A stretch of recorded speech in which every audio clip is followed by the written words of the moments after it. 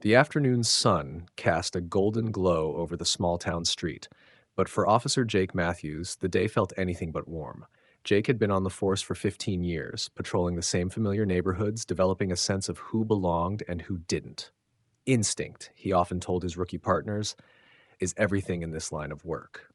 Today, his instinct was on high alert. A sleek black sedan pulled up to the curb in front of an upscale electronics store. The man who stepped out wasn't the type Jake was used to seeing in this part of town. Dressed in a tailored suit and sporting an expensive watch, the young black man exuded confidence as he walked briskly into the store. Jake narrowed his eyes, muttering to himself, "What's his game?" A few minutes later, the man reemerged carrying a high-end gadget in a bag, his polished demeanor drawing the gaze of passersby. Jake watched from his patrol car, his unease growing. To him, the man's confidence felt out of place, even suspicious.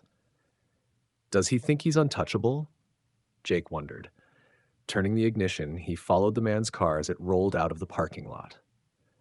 When the sedan turned onto a quieter road, Jake seized the moment. Flashing his lights and activating his siren, he signaled the driver to pull over. The man complied without hesitation, parking smoothly by the curb. Jake's pulse quickened as he approached the vehicle, rehearsing his usual stern commands. "License and registration," he barked, scanning the interior. The driver complied calmly, handing over the requested documents with a steady hand. "Is there a problem, officer?" the man asked, his voice measured but firm. Jake's eyes flicked to the ID. Something about the driver's calm demeanor irked him, but he couldn't quite place it. "Step out of the vehicle," Jake ordered, deciding to search the car. "I've got probable cause." The man's expression didn't change. Slowly, he stepped out, towering slightly over Jake. "Officer," he said evenly, "I think you should take a closer look at that ID." Jake ignored the suggestion, patting the man down and checking the car, but there was nothing out of place. Frustrated, he glanced back at the ID again, and that's when his stomach dropped. The badge on the identification wasn't just any badge, it belonged to the FBI. Officer Matthews stood frozen for a moment, his eyes glued to the FBI badge. His first instinct was denial. This had to be fake, a well-crafted forgery. But the weight of the situation began to settle on him as he looked up at the man standing in front of him, calm but unwavering. "What's this supposed to be?" Jake asked, holding up the ID, his voice laced with skepticism. The man didn't flinch. "My name is Special Agent Jonathan Reed, FBI. I'd appreciate it if you returned my identification now." His voice carried an air of authority that made Jake's hand tremble slightly. "FBI, huh?" Jake scoffed, hoping to mask his unease. "And what's an FBI agent doing strolling around here dressed like a Wall Street banker?" Agent Reed's expression didn't waver. "That's not something you need to worry about, Officer Matthews. But what I am worried about is why you pulled me over without cause." Jake's jaw tightened. "Watch your tone," he snapped, ignoring the man's question. "I know a scam when I see one. Fancy ID or not, you're not above the law."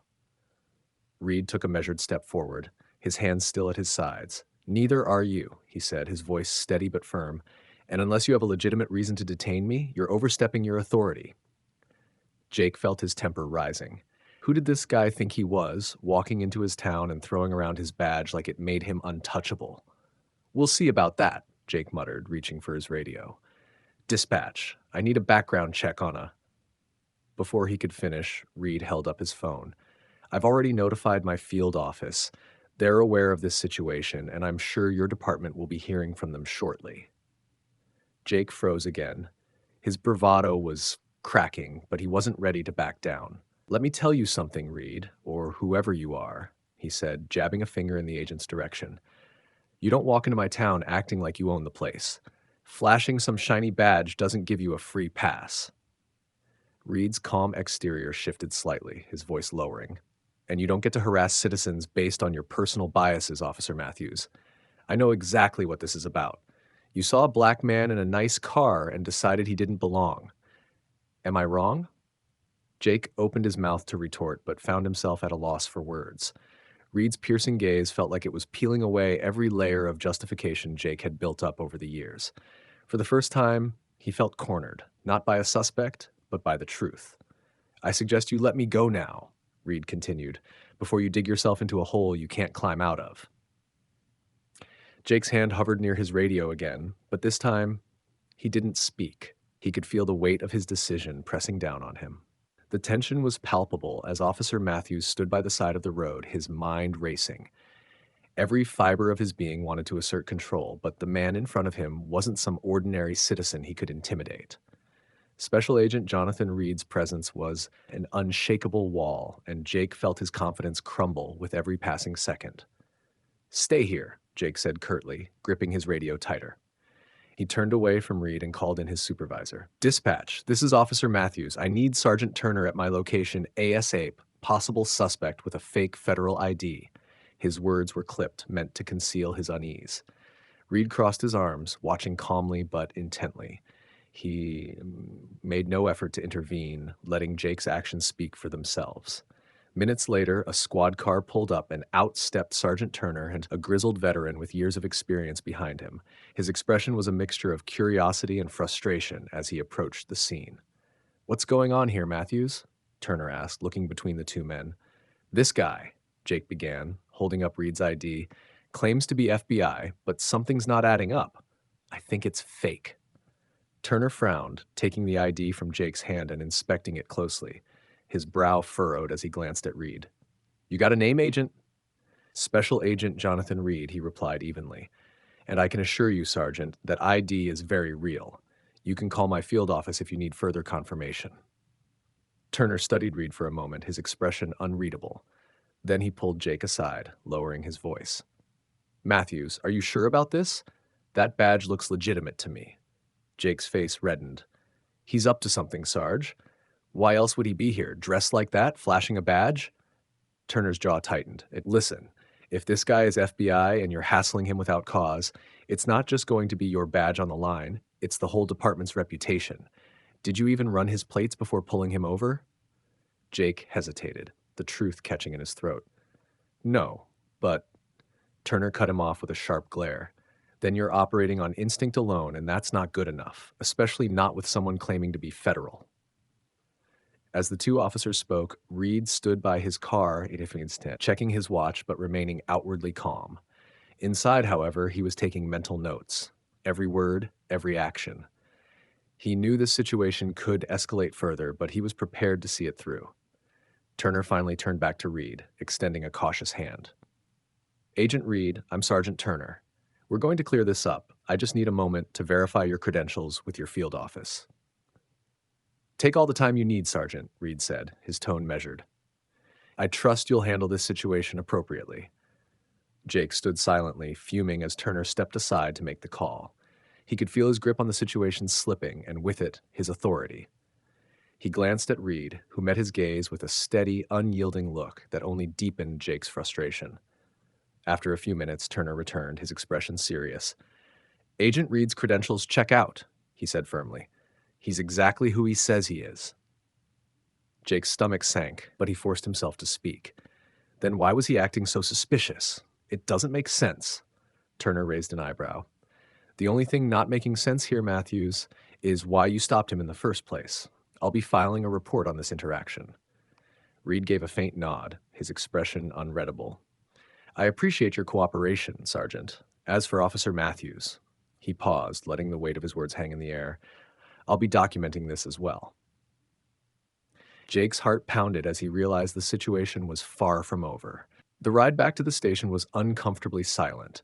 Officer Matthews kept glancing at Sergeant Turner, who wore a look of quiet disappointment. The gravity of the encounter with Agent Reed had left Jake rattled, but he masked it with a veneer of defiance. He'd been doing this job long enough to know that backing down wasn't an option, at least not in his mind. Once they reached the station, Turner didn't waste time. "Matthews, my office. Now," he barked, striding through the precinct doors. Jake followed reluctantly, his jaw clenched. The other officers in the bullpen watched the pair with curious glances, whispers buzzing through the room. It wasn't every day that one of their own got pulled into a private meeting with the sergeant. Inside Turner's cramped office, the atmosphere was tense. Turner shut the door and leaned against his desk, arms crossed. "What the hell were you thinking, Jake?" Jake stiffened, his defenses rising. "I was doing my job. That guy was acting shady, walking out of that store like he owned the place, dressed to the nines. It didn't add up. Turner shook his head, his voice growing sharper. You pulled over an FBI agent, Jake, with no probable cause. Do you understand how bad this looks? Not just for you, but for the entire department? Jake's face reddened. So what? We're supposed to let people like him slide because he flashes a badge. What if it had been fake? Turner slammed his hand on the desk, the sound cutting through the room like a gunshot. This isn't about him flashing a badge. It's about you making decisions based on your own damn biases. The words hit Jake like a punch to the gut, but he refused to back down. You're saying I'm biased now? He shot back. I've been on this force for 15 years, Turner. I know how to spot trouble. Turner's expression softened, but only slightly. Jake, I know you've done good work here, but you need to take a hard look at yourself. You're letting your assumptions cloud your judgment. You didn't see trouble today. You saw a black man who didn't fit your idea of normal. Jake's chest tightened. He wanted to argue, but deep down, Turner's words struck a nerve. Still, he couldn't let himself admit it. Not here. Not now. What happens next? He asked instead, his voice low. Turner sighed, rubbing his temples. Agent Reed has already contacted his field office. There's going to be an internal investigation. Until that's done, you're on desk duty, effective immediately. Desk duty? Jake snapped, his voice rising. You've got to be kidding me. This isn't up for debate, Turner said firmly. You need to cool off and think about how you're handling yourself out there. And if this investigation turns up anything more serious... He trailed off, letting the implication hang in the air. Jake stormed out of the office, his frustration boiling over. As he made his way back to his desk, the stares of his colleagues felt heavier than ever. He sat down, gripping the edges of his desk as his mind raced. For the first time in his career, he felt the weight of his actions catching up to him. Meanwhile, across town, Agent Reed sat in his office, typing up a detailed report of the incident. This wasn't the first time he'd faced this kind of treatment, and he doubted it would be the last. But this time, he was determined to ensure there were consequences. The following day, the precinct was buzz with chatter as news of the incident spread. Whispers of Jake's run-in with the FBI filled the air, and the atmosphere in the station was noticeably tense. For Jake, every sideways glance felt like a jab, a reminder that his colleagues were now questioning his judgment. The formal investigation kicked off that morning with the arrival of Lieutenant Harper from Internal Affairs. A no-nonsense officer with a reputation for digging deep, Harper walked into the precinct with an air of authority that silenced the chatter. She was joined by two other investigators, their presence a stark reminder of how seriously the department was taking the matter. Officer Matthews, step into the conference room, Harper instructed, her voice devoid of warmth. Jake obeyed, his stomach nodding as he walked past his colleagues. Inside the room, Harper motioned for him to sit. A tape recorder and a stack of documents sat on the table between them, and the other investigators took seats on either side of her.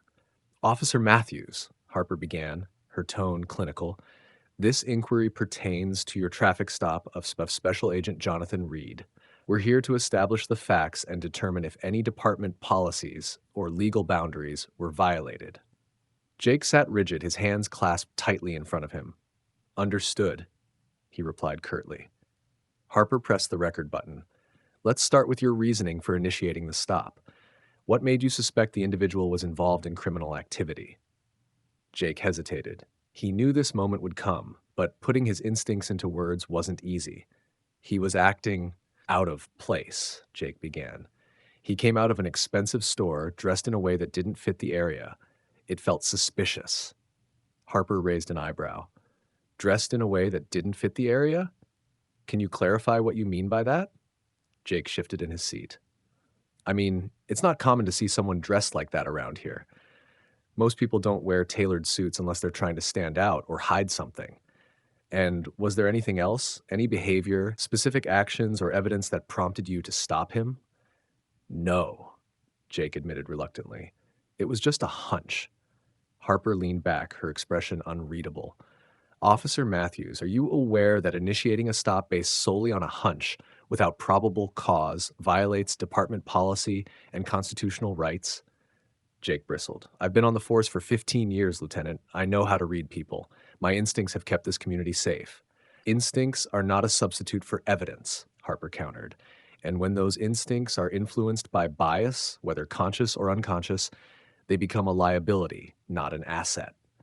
The words hit hard, but Jake refused to show it. I wasn't biased, he said defensively. I treat everyone the same. Harper's gaze sharpened. That's exactly what we're here to determine, officer. For now, we'll be reviewing your body cam footage, past reports, and any other relevant records. She paused, letting the weight of her words sink in. You're dismissed for now, but we may call you back for further questioning. As Jake left the room, he felt a growing sense of dread. This wasn't just about one mistake. It was about his entire career being scrutinized under a microscope. Meanwhile, Harper and her team began their review, combing through Jake's body cam footage and past incident reports. Patterns began to emerge, small, subtle indicators that hinted at a deeper problem. Harper's expression grew grim as she pieced together the larger picture. Back at his desk, Jake stared blankly at his computer screen, the weight of the investigation pressing down on him.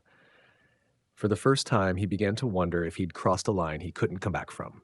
Across town, Special Agent Jonathan Reed sat in his office at the FBI field headquarters, reviewing the events of the previous day. The encounter with Officer Matthews was troubling, but not entirely surprising. Reed had dealt with this kind of profiling before, both in his personal life and during his years of service. This time, though, he was determined to address it head-on. After completing his formal incident report, Reed picked up the phone and dialed a number from memory. Director Phillips, this is Special Agent Reed, he began when the line connected. I've forwarded you a report on an incident involving a local police officer. We need to escalate this. Director Phillips, a seasoned FBI administrator, didn't waste time. I've read your report, Agent Reed. It's clear this situation requires follow-up. Do you believe there's a systemic issue here, or is this an isolated incident? Reed paused, considering his words carefully. From my interaction with Officer Matthews, it felt personal, but I've seen patterns like this before. I'd recommend we collaborate with the local precinct to conduct a broader review. This could be an opportunity to address deeper issues. Phillips nodded on the other end of the line. Understood. I'll initiate the process. In the meantime, stay engaged. Your presence could help set the tone for how we approach this with their leadership. Reed ended the call and immediately began preparing. He knew this wouldn't be an easy road. Resistance was inevitable, especially if the department felt their autonomy was being challenged. But Reed also knew that meaningful change required confrontation. Later that afternoon, Reed drove to the local precinct, walking through the doors with a calm yet commanding presence. His arrival turned heads, and whispers followed him as he approached the front desk. I'm here to see Sergeant Turner, Reed said to the officer on duty. Within minutes, Turner appeared, his face betraying a mix of curiosity and apprehension. Agent Reed, I wasn't expecting you back so soon. Reed offered a firm handshake. Sergeant Turner, I appreciate your cooperation yesterday. I'm here today to discuss next steps. This isn't just about my encounter with Officer Matthews.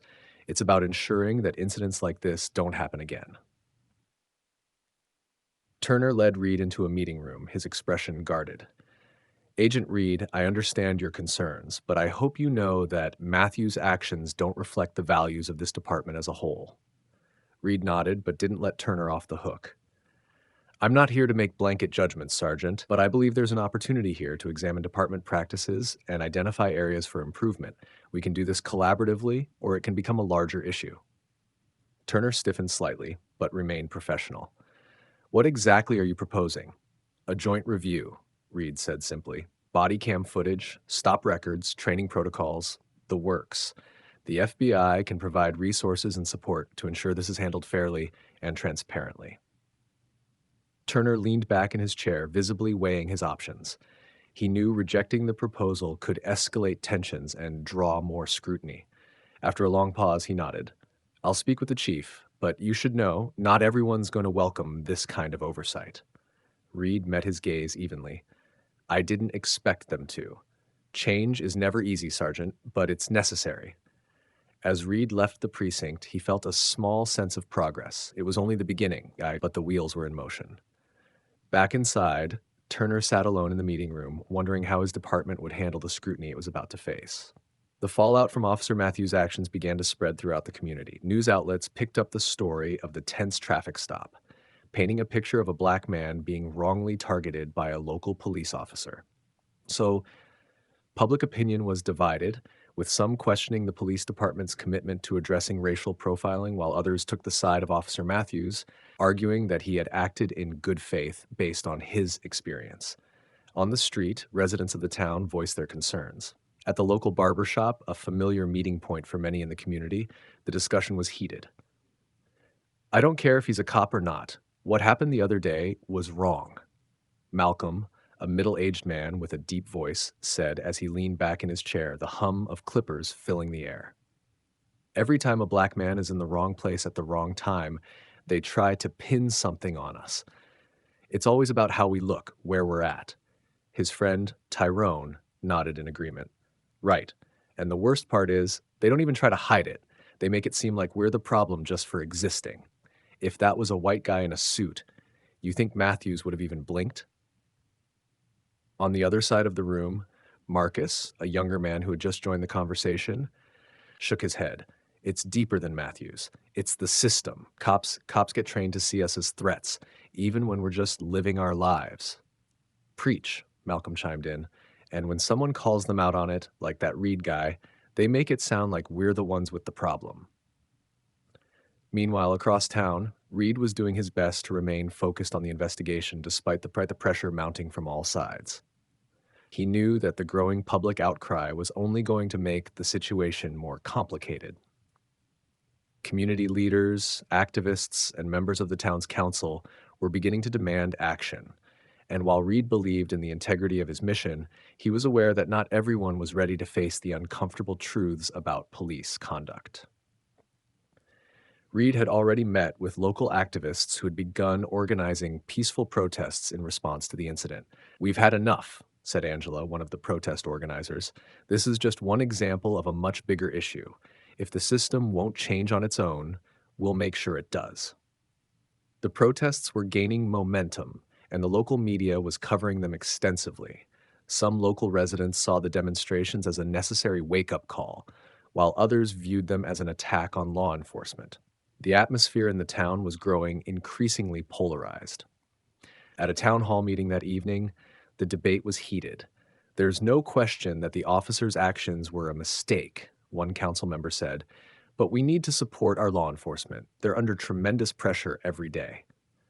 "But what about the pressure that people of color face every day?"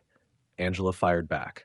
"When a black man can't even walk into a store without being profiled or harassed, that's a problem we can't keep ignoring." The room grew silent, the weight of the words hanging heavy. A few moments passed before another voice broke the stillness. "This is not just about one officer. It's about a system of biases that we need to confront, starting with ourselves," said Pastor Williams, a local leader respected by both the community and law enforcement. His words gave a moment of pause to the audience, especially those in law enforcement who had been quietly listening. "I think Pastor Williams is right," said another council member reluctantly. "We've got to do better. And I don't just mean about this incident, but about our whole approach to policing in this town." Reed was among the crowd, quietly observing. He knew this was a turning point, not just for Matthews, but for the town itself. As much as the protests and accusations were aimed at the department, they were also a call for change in a society that had too long ignored the racial disparities embedded in its systems. Later that night, Reed returned to his car, exhausted from the town hall meeting and the growing pressure from the media and the community. He was determined to see this through, but the road ahead was clearly going to be difficult. There was no easy resolution, no quick fix. The town, the department, and the people, black, white, and brown, were all going to have to face uncomfortable truths if real change was going to happen. Officer Matthews sat at his desk, the weight of the past few days pressing on him. Assigned to desk duty, he could no longer ignore the whispers and sidelong glances from his fellow officers. The department felt different now, awkward, fractured. No one knew what to say to him, and even if they did, Matthews wasn't sure he wanted to hear it. Sergeant Turner called a meeting for all officers to address the fallout from the incident. As the officers gathered in the break room, Matthews felt the tension hanging thick in the air. Some were uneasy, others indifferent. Matthews knew that his actions had created a divide, but now the department itself seemed to be splintering. Turner started the meeting with a stern tone. The public is watching. We need to come together and show we can handle this situation professionally. It's about accountability, and we need to own it. His words felt hollow to Matthews. Some of the older officers looked uncomfortable, shifting in their seats. Matthews could sense that they didn't want to hear about change. They didn't want to acknowledge that their culture needed to be questioned.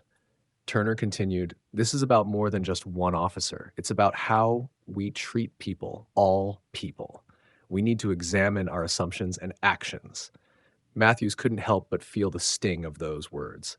They were directed at him, but they felt like a judgment on everything he had believed in as a police officer. After the meeting, Matthews stayed behind as Turner called him into his office. The door shut quietly behind them. "Matthews, you're under investigation, and this department is too. We need to do some serious soul searching, all of us." Turner's voice was firm, but there was a flicker of concern behind his words. "I didn't mean for it to go this far," Matthews muttered, his voice barely audible. Turner sighed. "I know, but now it's not just about what you did. It's about how we move forward. You need to reflect on your actions, Jake, and you need to be part of the solution, or this will tear us all apart." As Matthews left the office, he felt the weight of Turner's words. He had always believed in his role as a protector of the community, but now the lines were blurrier. The department wasn't just under investigation, it was on the brink of a deeper reckoning. Would Matthews be part of the change, or would he become part of the problem? Back at the FBI office, Special Agent Jonathan Reed was working late into the evening, sifting through files related to Officer Matthews' incident. Despite the local pressure, Reed remained focused, knowing that this was more than just one officer's actions. It was about systemic issues that had gone unchecked for too long. Reed had already made it clear to the department's leadership that they needed to look beyond the individual case and assess broader patterns within the police force. He'd sent several emails to his superiors, urging them to coordinate with local authorities to conduct a full review of the department's practices. Though some in the FBI had expressed concern about the potential political fallout, Reed knew this was his duty. He'd seen the harm that unchecked racial bias could cause and wasn't about to back down now. He had hoped that the local precinct would embrace the idea of a thorough review, but he knew that change was rarely welcomed with open arms. Reed's phone buzzed, pulling him out of his thoughts. It was an email from Director Phillips. "We've got a meeting with the mayor tomorrow. You need to be there," the email read. Reed knew this meeting would be crucial. The mayor had already received numerous calls from activists, community leaders, and concerned citizens, all demanding that the situation be addressed. The mayor's support would be key to pushing for broader reform, both within the department and in the community. The next morning, Reed arrived at City Hall, dressed in a suit, but with the same determined look on his face. The mayor, along with several council members, were already seated around a large conference table when he entered. "We've all seen the headlines, Agent Reed," the mayor began. "This incident has rocked the community. I think it's clear we need to act, but there's a fine line between reform and alienating our law enforcement." Reed nodded. "I understand the concern, but the reality is that we have to be honest about the problems in this department. This isn't just about one officer. It's about a culture of bias that, whether intentional or not, affects the way officers interact with the community." The room fell silent. A few council members exchanged glances, and Reed could tell they were hesitant. But the mayor, who had been listening carefully, finally spoke. "I agree with you, Agent Reed. We have to ensure the safety of our community, but we also have to ensure that everyone, regardless of race, feels like they are treated fairly by law enforcement. We're going to have to take some hard steps." Reed was encouraged by the mayor's stance, but he knew it was just the beginning. The real challenge would come when it was time to implement the changes, when the rubber met the road and the department had to confront its own history. "Thank you, Mayor," Reed said. "I'll be working closely with your team and the precinct to ensure this review is thorough and transparent. We can't let this moment slip away. As Reed left the meeting, he felt a cautious sense of optimism. The wheels were finally in motion, but he also knew that real change would take time and that it wouldn't be easy. In the days following the FBI's involvement, the town found itself more divided than ever. The protests, which had initially been sparked by the traffic stop, grew in size and intensity. The local news was flooded with conflicting opinions, some calling for an overhaul of the police department, others defending the officers and accusing the media of bias. At the center of the unrest was a quiet, ongoing tension. On one side, activists and residents demanded justice, citing years of racial profiling and unfair treatment. On the other, law enforcement officers, along with their supporters, argued that the actions of one bad apple shouldn't define the entire department. In the local church, Pastor Williams stood before his congregation one Sunday morning, his voice steady but filled with conviction. The people of this town have always prided themselves on standing up for what's right. But right now, we're torn. We need to listen, really listen to both sides. The truth isn't just one thing, it's everything that's happening around us. We cannot ignore the pain or the fear that some of us live with every day. His words resonated with many in the church, but some couldn't help but feel conflicted. The elderly members, many of whom had supported the police for decades, looked uncomfortable as they exchanged glances. For them, the idea of the police being anything but protectors felt alien. In contrast, down at the community center where the protests had begun, Angela, one of the leading activists, rallied the crowd.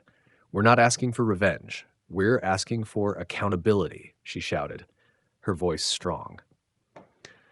"Our children deserve to walk down the street without fear. Our families deserve to live without the constant threat of being stopped, harassed, or worse." As she spoke, the crowd erupted into applause, but not everyone was as supportive. A group of counter-protesters, many of them former police officers or their families, stood on the other side of the street, holding signs that read, "Support our police," and "Not all cops are bad." The tension was palpable, a stark reminder of the deep divides within the community. The protesters, who were demanding change, and the counter-protesters, who were calling for solidarity with law enforcement, were locked in a battle over the future of the town. Reed, watching from the sidelines, couldn't help but feel the weight of it all. As an FBI agent, he had seen the consequences of these kinds of divisions before. He knew that lasting change couldn't come from one side winning over the other. It would take time, compromise, and an honest reckoning with the past. But as the protests raged on and the town seemed to splinter further, one question remained. Would they ever be able to come together again? Weeks passed, and the pressure on the local police department continued to mount. The protests were relentless, the media was unforgiving, and the investigation into Officer Matthews' actions was still ongoing. But amidst the chaos, something began to shift. Small, tentative steps toward change started to take form. Sergeant Turner, though resistant at first, had come to the uncomfortable realization that the department couldn't continue to operate as it had. The mounting criticism from the community, the growing protests, and the federal investigation had made it impossible to ignore the cracks in the foundation. Turner's role in navigating the department through this crisis had become more crucial than ever, and he was beginning to understand that this wasn't just about Matthews anymore. It was about the entire system. "I never thought we'd be here," Turner muttered to himself one morning as he reviewed the department's internal policies. "But maybe it's time to face it." In an effort to address the growing tension, Turner called a meeting with the police union. The discussion was tense from the start, with many union leaders expressing frustration over the way the department had been portrayed in the media. "I don't care what they say about us on TV," one of the union reps said, "but what I do care about is the fact that our officers are under attack. And now you want us to sit here and apologize for doing our jobs?" Turner took a deep breath before responding. "I'm not asking for apologies, but we can't ignore the bigger picture. This department has a problem, and it goes beyond Matthews. We need to be part of the solution, not just defend ourselves from the accusations." The room was silent for a moment, the tension palpable. But eventually, one of the senior union members spoke up. "Maybe it's time we start looking at how we train our officers. what we teach them, how we prepare them for the streets. Maybe we need to change the way we interact with the community. It wasn't a complete agreement, but it was a start. Turner knew that the road ahead would be long and difficult, but for the first time, there was a crack in the armor, a willingness to consider change. He left the meeting feeling a small spark of hope, realizing that even in the face of immense pressure, some in the department were willing to take the first steps toward reform. Meanwhile, in the community, Angela and her fellow activists had been meeting with local leaders to discuss the way forward. Though the protests had slowed, they had not dissipated entirely.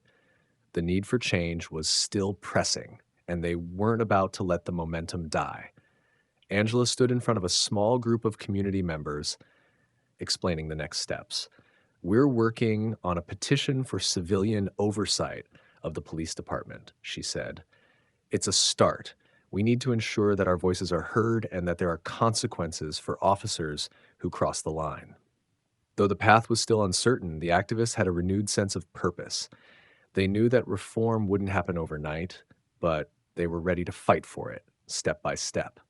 Reed, watching from the sidelines, saw these small signs of progress as a victory of sorts. It wasn't perfect, and the deep divides in the community were far from healed, but it was a beginning. And for the first time in a long while, he felt cautiously optimistic. There were real conversations happening now, conversations that could lead to lasting change. But whether that change would be enough to bridge the gap between the police and the community, only time would tell. As the investigation into Officer Matthews continued, more details began to surface. The public was watching closely, waiting for answers. Matthews had been placed on administrative leave, but it was clear the focus wasn't just on his actions, it was on the entire department. The FBI's ongoing review was uncovering troubling patterns within the precinct, patterns that suggested systemic issues rather than isolated incidents. Special Agent Reed, buried in reports and interviews, finally came across something unexpected: a series of emails from Matthews to his fellow officers, sent shortly before the incident. The tone of the messages was disturbing, filled with derogatory comments about the community and a chilling sense of superiority over the people he was sworn to protect. At first, Reed couldn't believe what he was seeing. Matthews had always come across as a decent officer, someone who followed the rules. But the emails painted a very different picture, one of a man who harbored deep prejudices. It was a stark contrast to the image Matthews had projected, one of professionalism, discipline, and fairness. Reed shared the findings with his superior, Director Phillips, who was equally taken aback. "This changes things," Phillips said, his voice grim. "We've been looking at Matthews as a potential scapegoat, but if these emails are any indication, this goes much deeper. We may have a bigger problem on our hands than we thought." The discovery forced the FBI to reevaluate everything they had learned about Matthews and his actions. It wasn't just one bad decision during the arrest, it was a long-standing mindset, one that reflected a deeper issue of racial bias within the department. Matthews had been operating under this mindset for years, and it seemed to have influenced the way he interacted with people, especially people of color. For Turner, the news hit hard. He had worked alongside Matthews for years, trusting him as a reliable officer. Now, that trust was shattered. The realization that Matthews had been harboring such deep-seated biases, unchecked by anyone in the department, was a bitter pill to swallow. Turner, in a private conversation with Reed, spoke in a low voice. "I didn't want to believe it," he said, shaking his head. "Matthews was always one of the good ones. But these emails, it's a wake-up call. It's a reminder that we can't afford to turn a blind eye anymore." Reed nodded solemnly. "The truth is painful, but it's necessary. We need to look at the bigger picture here. It's not just about Matthews. It's about how we've allowed this kind of behavior to fester for so long." The next steps would be difficult. The department's leadership was already under fire, and now they were forced to confront the uncomfortable reality that Matthews' actions might not have been an isolated case. The FBI would need to conduct a full audit of the department, examining policies, training, and internal communication to determine how such biases had gone unchecked for so long. The community, too, would be rocked by the revelation. Many had already begun to lose trust in law enforcement, and this discovery threatened to push them further away. But for some, it was a necessary truth, one that couldn't be ignored any longer. The question now was whether the department and the city could rise to the challenge of addressing the deep rooted issues that had been allowed to fester for years.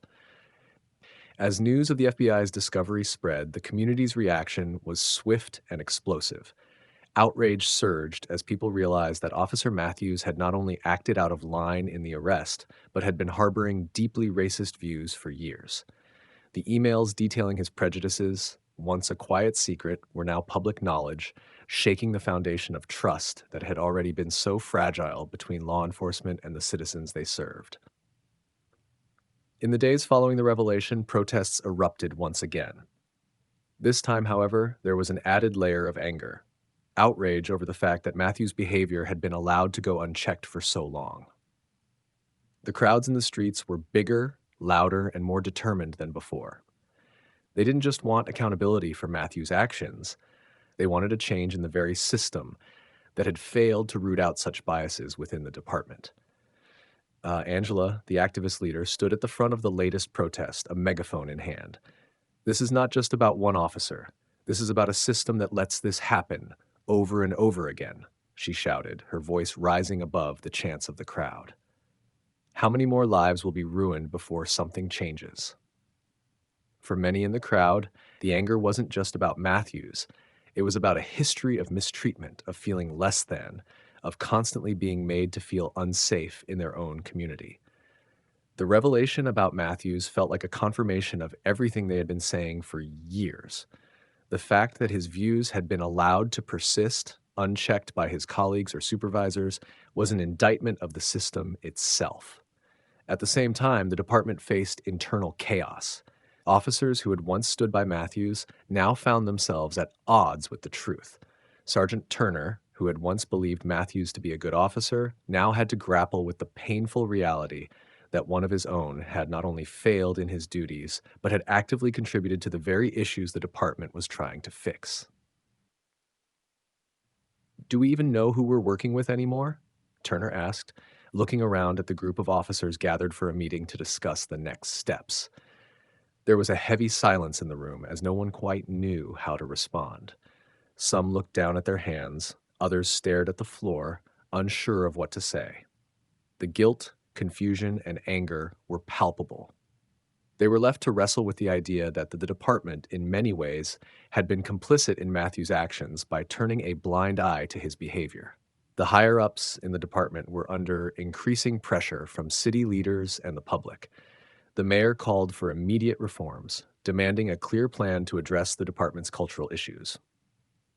Internal investigations were launched into every officer who had been in any way complicit in Matthew's actions or had failed to report suspicious behavior. It became clear that the department's leadership would be facing not just an internal overhaul, but also a public reckoning. Reed, still working closely with the city's leadership and the police department, knew that this moment would define the future of law enforcement in the city. There was no going back now. The investigation would have to go deeper, reaching every level of the department to ensure that Matthew's prejudices weren't just an isolated case. For some, the truth was too much to bear. Others saw it as a long overdue reckoning, a chance to rebuild the system in a way that would allow for true justice, fairness, and accountability. But as the dust began to settle, the question remained, could this fractured community ever heal? Could the department rebuild its relationship with the people it was supposed to protect, or had the damage already been done beyond repair, rebuilding trust? In the weeks following the public revelation about Officer Matthews, the community remained in turmoil. The protests continued, though their tone began to shift. Anger was still at the forefront, but now there was also a sense of demand, a demand for change, for real transformation, and for accountability that went beyond a few gestures. The community wasn't just asking for the department to apologize. They were demanding that real, tangible steps be taken to rebuild the trust that had been shattered. At a town hall meeting held in the local gymnasium, tensions were high as community members packed into the room. The mayor had called for a meeting with police leadership, activists, and residents to discuss how they could move forward. It was an attempt to forge a path toward healing, but it felt like a fragile truce. Angela stood at the front of the room, her voice unwavering as she addressed the packed crowd. "We've been talking for years about the need for accountability," she said, her words carrying weight. "But the question is, will the department finally listen? Will they change, or will we keep going in circles, pretending things will get better on their own?"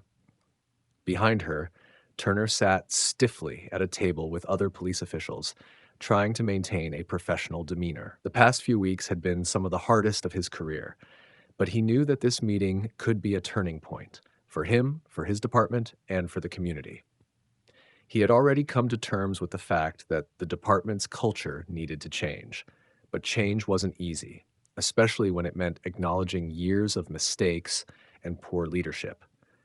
"We can't undo what's been done," Turner said, standing up to address the crowd. "But we are committed to making things right. We're starting an internal review of all officers, our training programs, and our policies. We're bringing in outside experts to help us reshape our approach to community policing. We'll do the work. We'll prove that we're serious about change." The room fell silent. Turner's words, though sincere, weren't enough for many. Angela didn't buy the promises at face value. "Talk is cheap," she shot back, her voice sharp. "We've heard these words before. What's going to be different this time? What guarantees do we have that this is not just another cover-up?" Turner paused, visibly frustrated but understanding of the skepticism. "We're making it public. The process will be transparent. We'll have civilian oversight. We'll open up the records and let the community be a part of this. You have a seat at the table." There was a murmur among the crowd. Some were still skeptical, but there were signs that the department's willingness to engage with the community was beginning to make an impact. It was a small victory in a long struggle, but for the first time in a long while, it felt like they were heading in the right direction.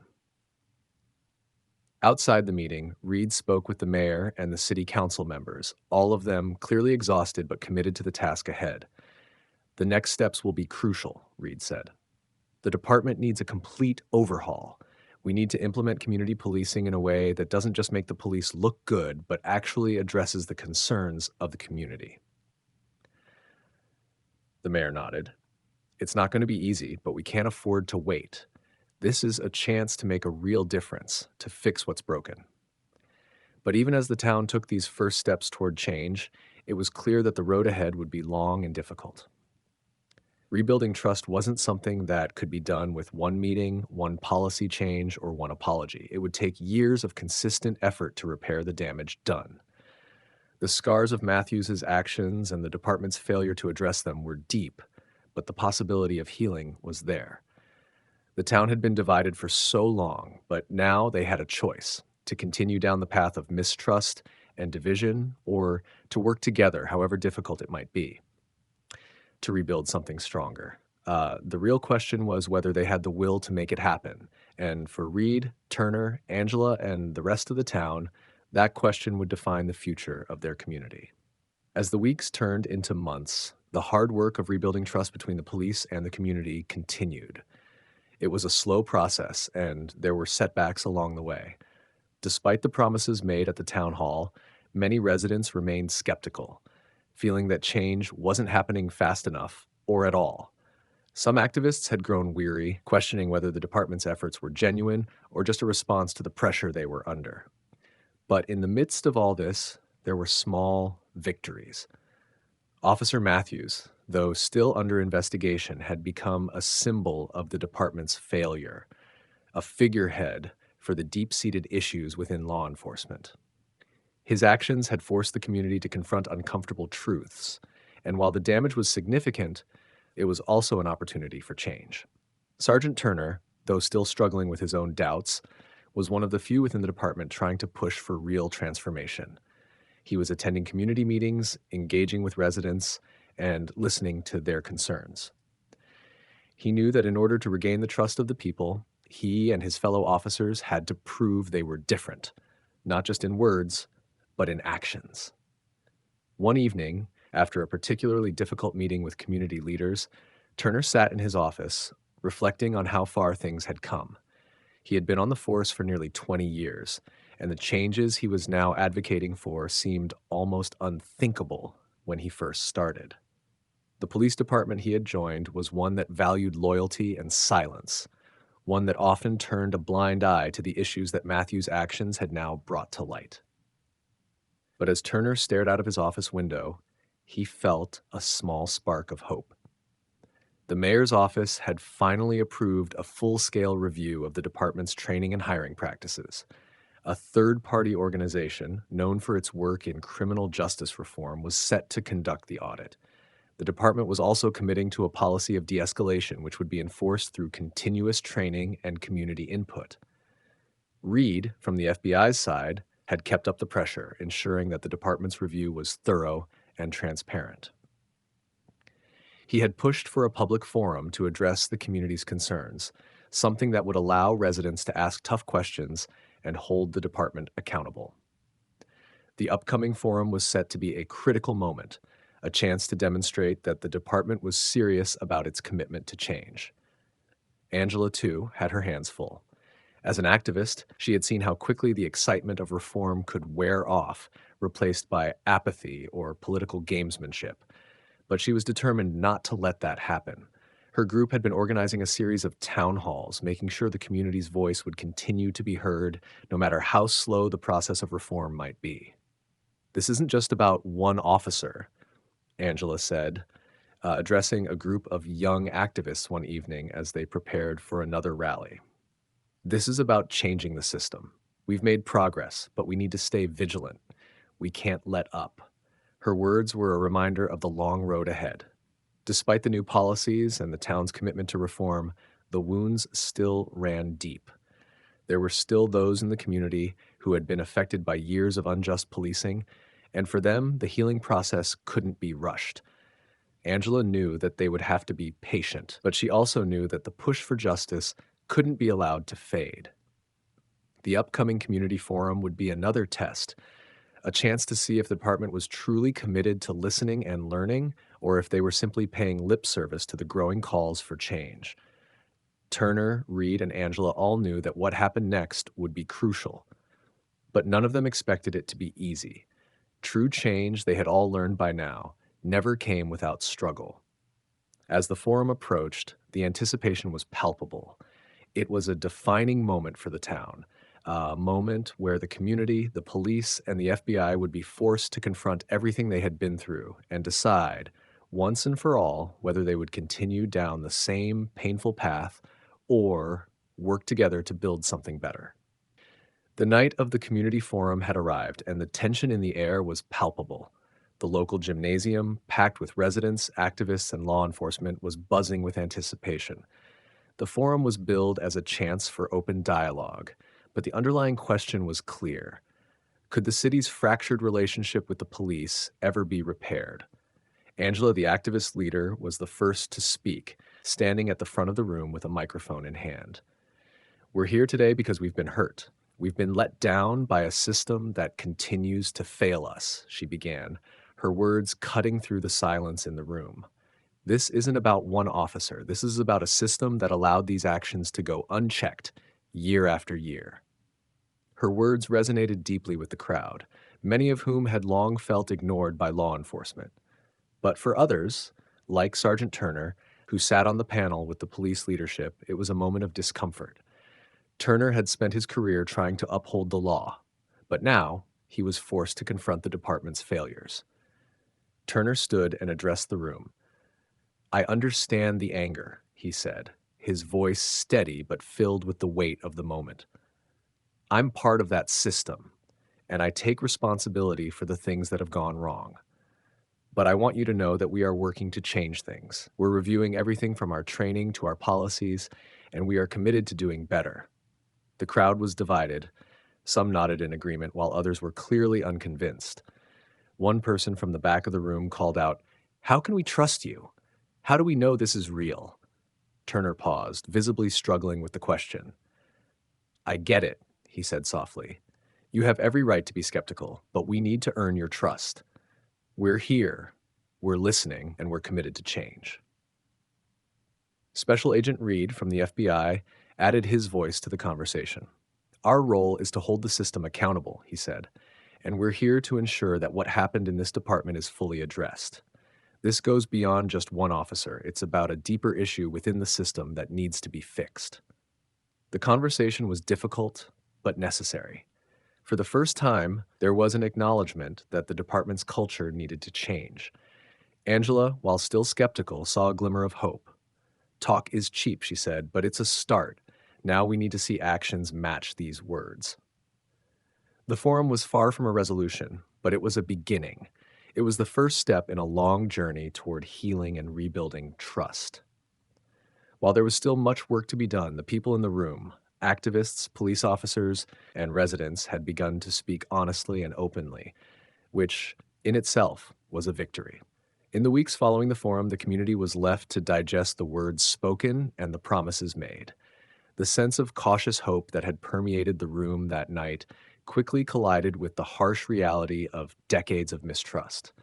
While some community members forum as a step toward healing, others remained unconvinced, feeling that the police department's actions didn't match their words. Sergeant Turner, aware of the skepticism that lingered, redoubled his efforts to engage with the community. He attended more neighborhood meetings, walked through local parks and businesses, and listened to the concerns of residents. He knew that rebuilding trust wasn't something that could be accomplished overnight, but he was determined to show that he was sincere. One afternoon, Turner met with Angela at a local coffee shop, a neutral ground where they could speak openly. "I know it's going to take time," he said, his voice low, "but I believe we can change things. I don't want to just be the guy giving speeches. I want to prove that this department is ready for real change." Angela nodded, still cautious but willing to listen. "It's not enough just to show up," she replied. "The community needs to see results. We need to see actual policy changes, transparency, and accountability. But most importantly, we need to feel safe." Turner understood. The trust they were trying to rebuild wasn't just about police reform. It was about safety, dignity, and respect. It wasn't just about making changes within the department. It was about proving to the community that their voices were not only heard, but acted upon. Meanwhile, in the offices of the mayor, Reed worked with city leaders to ensure the reform process remained on track. The FBI's invasion into Matthews and the department's culture was ongoing, but with a focus on reviewing practices, training, and disciplinary procedures. The mayor had agreed to an independent audit of the department's hiring practices and the creation of an oversight committee, but Reed knew that the real challenge would be maintaining momentum. The initial anger over Matthews' actions had begun to settle, but the real work, the work of changing the culture of an entire police force, was just beginning. While the changes were being put into motion, it was clear that not everyone was on board. Some officers loyal to the old ways resisted the idea of transparency and oversight. The shift was uncomfortable for many, but for Turner, it was necessary. He knew that as difficult as it was, they couldn't go back to business as usual. The department had to reflect the values of the community it served, not just in policy, but in practice. As the months passed, the reform efforts began to show signs of progress. The department instituted new training programs focused on de-escalation, racial bias awareness, and community engagement. The Civilian Oversight Committee, a direct result of the town hall meeting, began to monitor the department's practices, ensuring that complaints were handled fairly and transparently. But it was still a fragile beginning. The true test would come when the next crisis arose, when tempers flared, and when the community was once again forced to decide whether they believed in the promises of change or if the department had returned to its old ways. The real work of rebuilding trust would continue, and the pressure to prove the sincerity of their reform efforts would only grow. But for the first time in years, there was a glimmer of hope. A foundation had been laid, one built on honest dialogue, commitment to change, and the shared belief that, together, they could create a safer, more just community. As the year drew to a close, the town had begun to feel the impact of the changes set in motion. While it was far from perfect, there was a noticeable shift in the atmosphere. The police force had made significant strides in its training programs, and the community's involvement and oversight was starting to make a difference. Yet, it was clear that the road ahead would still be long and fraught with challenges. Angela, now a more frequent presence at city council meetings, continued to push for transparency and accountability. She was no longer just an outsider. She was part of the conversation, ensuring that the reforms didn't lose momentum. She spoke regularly with Turner, offering both support and constructive criticism, always reminding him that actions, not just promises, would determine the success of their efforts. "I see the changes," Angela said during one meeting, "but we can't stop now. If the department is truly committed to reform, you have to be willing to go even further. This is about trust, and trust takes time to rebuild." Turner agreed, knowing that it wasn't just the community that had to adjust, it was also the officers. Many of his colleagues were still resistant to the changes, holding on to old habits and beliefs that had been ingrained over decades. But Turner had learned from his experiences over the past year. He understood that real change wasn't about eliminating all resistance. It was about confronting it, working through it, and most importantly, leading by example. At a community event a few months later, Turner found himself standing next to Angela, talking with residents who had come to voice their concerns. A young woman approached them, her expression wary. "I've been hearing a lot about the changes," she said, "but I still don't feel safe when I see an officer in my neighborhood. How do you expect us to trust you if we still don't feel protected?" It was a hard question, but Turner didn't shy away. "I understand your fear," he said, his voice gentle but firm. "We've failed you, but we're working every day to prove that we are here to protect and serve. We've made mistakes, and we will continue to make mistakes, but we're committed to learning and growing. It won't happen overnight, but I'm asking you to give us the chance to show that we can be better." Angela looked at Turner as he spoke, and for the first time, she saw a police officer who wasn't just paying lip service to the idea of reform. There was sincerity in his words, and perhaps in time, there could be a reconciliation, a way for the police and the community to work together, not as adversaries, but as partners. As the year passed, Reed continued his investigation into the department, and though progress was slow, he remained hopeful that the department's internal review would lead to lasting change. The FBI's involvement wasn't just about holding the department accountable for her past mistakes, it was about ensuring that the reforms were implemented thoroughly and in good faith. Reed knew that the pressure wasn't going to let up anytime soon, but he also saw the potential for a real transformation. The real test would come in the next crisis. Would the reforms hold? Would the community feel the impact of the changes when it mattered most? No one could say for certain, but for the first time in years, there was a sense that things could be different. The road ahead was still uncertain, but it was no longer impossible to see the light at the end of the tunnel. For the first time in a long time, the community had a chance to heal, to rebuild, and to move forward together.